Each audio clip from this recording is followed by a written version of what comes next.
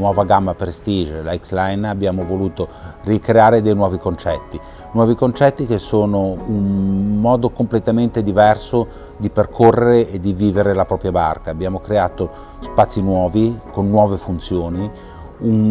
quello che chiamiamo l'Infinity Cockpit, che è un cockpit enorme paragonabile a quello di un 90-95 piedi, parliamo di un 70 piedi, con una circolazione a bordo completamente diversa. La barca è wide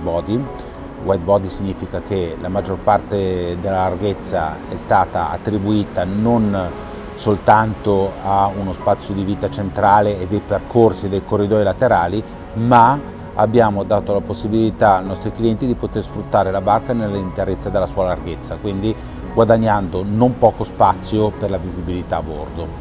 Parliamo di uno yacht che possiamo definire come un loft, come un atollo sul mare, in cui la visione a 360 gradi intorno alla barca, in cui la circolazione porta a vivere la barca in un modo completamente diverso. Well, the beginning of the X-Line was kind of looking at what was going on in the market and the trends, what we were seeing in terms of design and in terms of the way that people wanted to live at home, but on the water and on vacation in villas and hotels. We sort of started with this idea that there was this movement in the market towards much more lifestyle-based living, much more space, much more connection to the water. People want to go out on the sea to be connected to these spaces, to nature, to bring with them their friends, their family. And so we tried to make a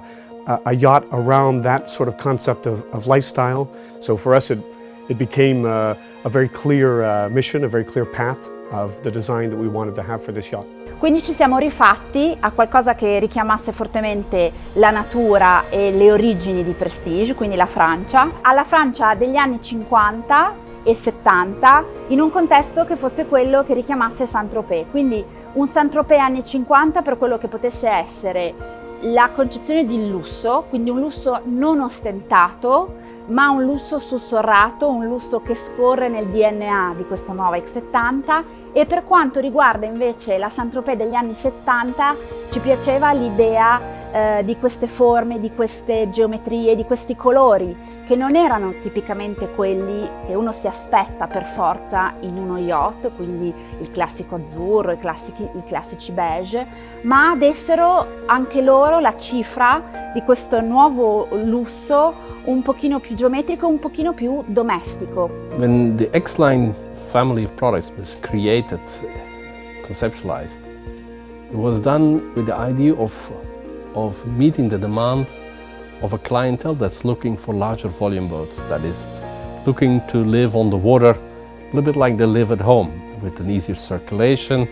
with more space on board, and with the idea of living indoors and outdoors in a far more intuitive and open way. And we believe that Prestige in this way will fit into